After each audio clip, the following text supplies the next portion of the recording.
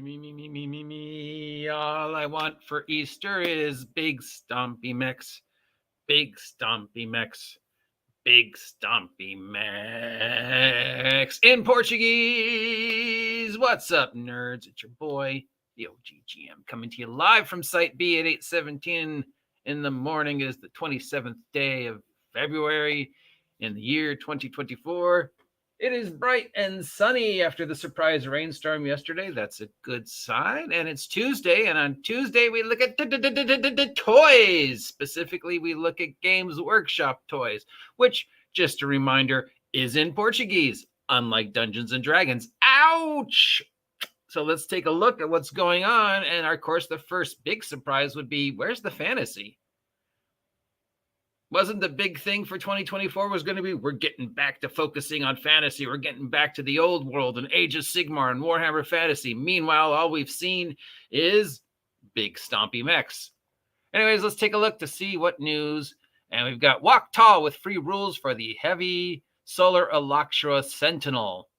This is from House of Heresy or Horus Heresy, and is this strange steampunky looking walker dude robot. I guess your pilot goes in over here and then looks out these little windows and then has control of some kind of gun, maybe a Gatling gun or a laser gun, and some missile bays, and that's it. No arms, but maybe arms could be attached with this little Waldo here if it's configurable. And then here's the rules for it, and then the rules to download for free if you want to add one of these to your. I do not like this. There's just so many things wrong with this mech.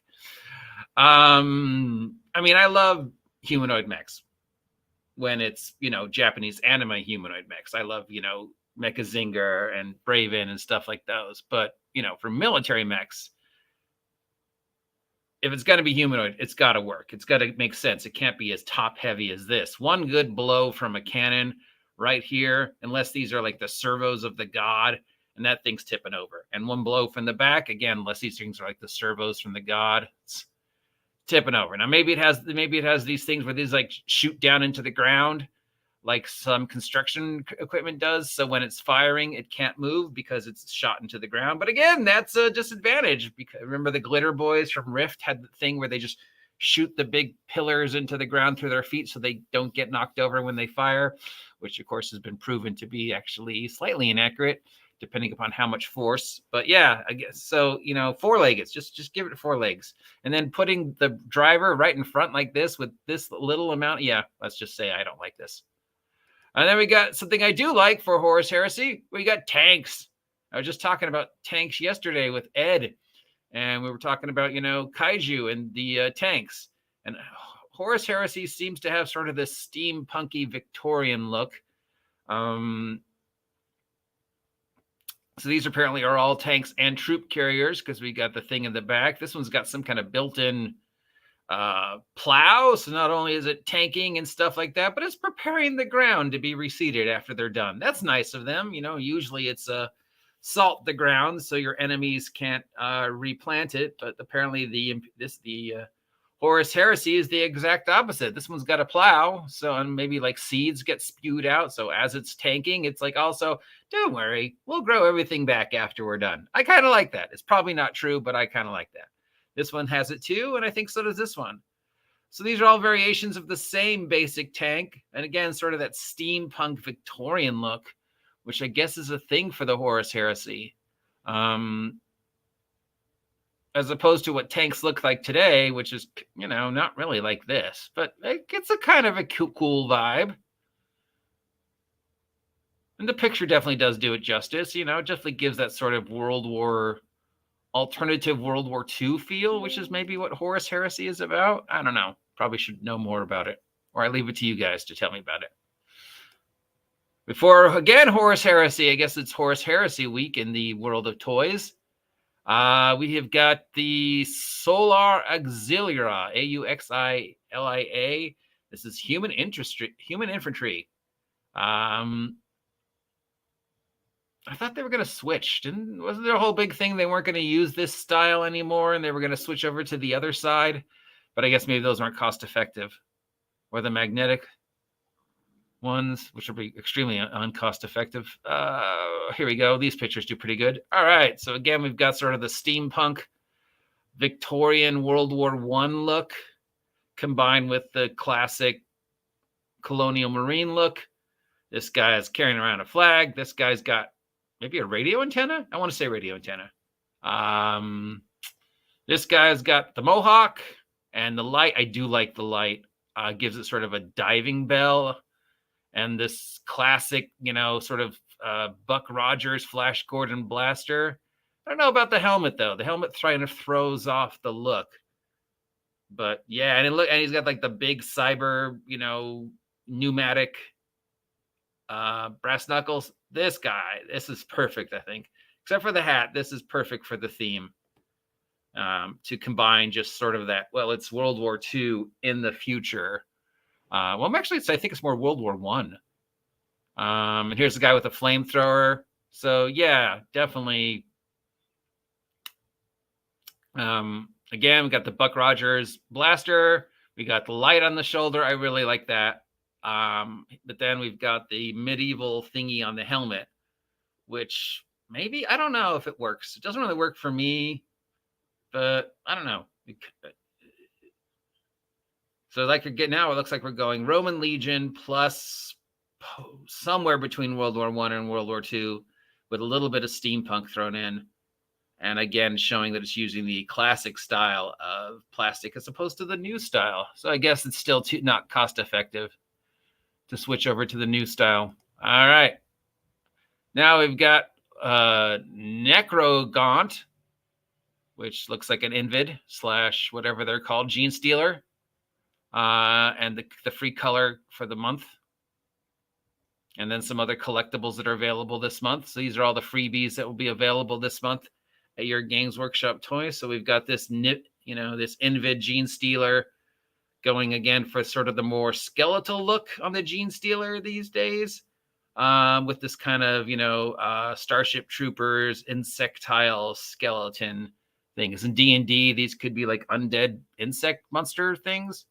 Free paint, some coins, and we got some other freebies for the month. We got this paladin cleric looking dude, classic colonial marine, and your thing if you want to have a Games Workshop finder.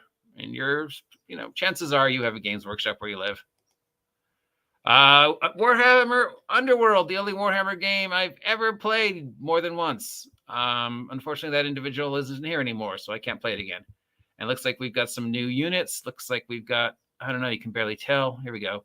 Looks like we've got some squibs and some trolls with some fun-looking friends following them around. We got some squibs. We got some goblins. We got a little mushroom man. We got a little stalactite monster. We got this very strange-looking bat thing. We got this awesome troll with a club made out of mushrooms.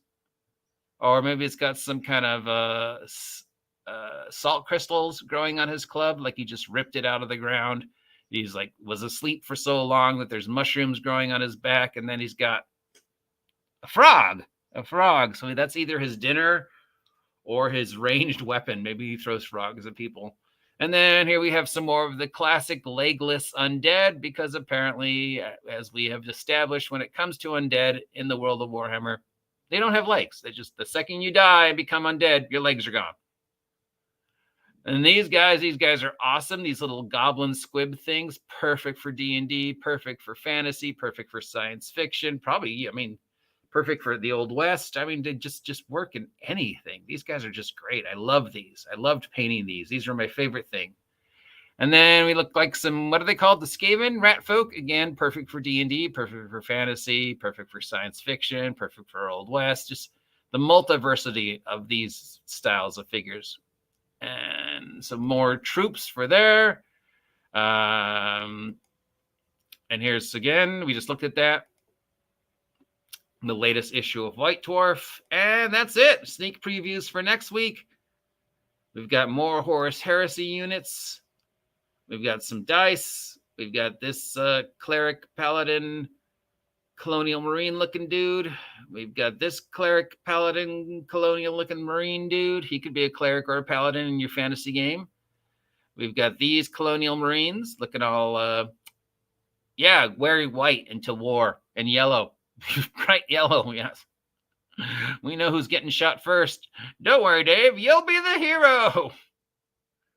And finally, here we go. Here's some stuff for the old world. Here's some stuff for the fantasy. We got our vaguely Egyptian, but of course we can't say that because that would be racial appropriation. So desert-based society, undead, riding a giant undead dragon. That dude is just freaking awesome. Except for every 99% love this guy. The ridiculousness of the cockpit, though, kind of throws it off. It almost looks like it's growing out of the skeleton. It's a little too much. I get what they're trying to go for, but I think it's a little overdone, maybe? I don't know. He is cool looking. Definitely give him a, A+ for just being, if you saw this coming at you at a D&D game, you'd be like, yep, nope. And then here's a different take on the same figure. This one comes with a friend. Here's this dude again, the spellcaster mummy with his flail of human skulls, and he's reading this incredibly long proclamation spell. It's taking him so long to read the spell that insects are actually starting to grow up of it. So it's like maybe this is like he's got to read off the name of everyone in the city or something.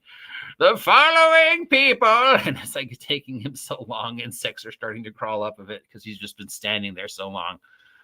That's probably not it, but that's what I think. That's what I see. That's the story I see being told, that he's been standing there so long reading this scroll that these insects are like, he's not moving, is he? We could climb up here, right? Then we got some skeletal archers and some skeletal infantrymen. This just, frightening. And again, perfect for fantasy, sci-fi, everything. We've got the skeletal chariots and the skeletal riders.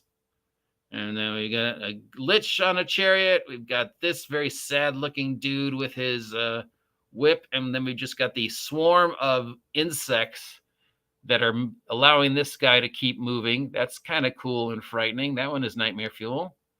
Here we've got an undead scorpion, an undead catapult, undead vultures that have been reinforced to be, able to still fly. Some upper units of the undead, and then some like holy knights. This looks like these are the good guys. Here's the knights and the paladins and the clerics coming to lay the smack down on the undead. Here's the head paladin with his little squire. Here's some more paladins and knights. Looks like they're finally diving in next week with the old world fantasy stuff. So that's the stuff we can look forward to. Plus, we've got a new thing from the Black Library and some more art prints that are going to be available. And the beginning of course, again, the beginning of the this year's quest towards the golden demon / prize. And that's it.